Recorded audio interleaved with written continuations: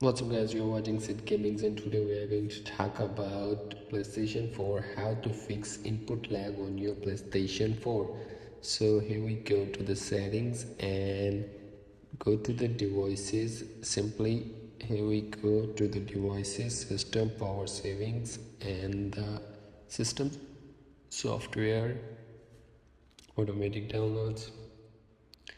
Here is the devices. Where is the devices? Yeah, here is the devices and go to the controllers and communication method. You must use a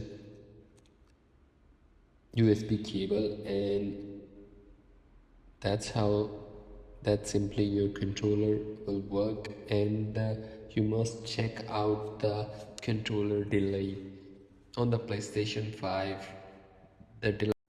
The delay happens lags on your PlayStation 4. So that's how that simply you can fix the input lag on your Sony 4. Input lag means on your controller. So that's how simply you do it.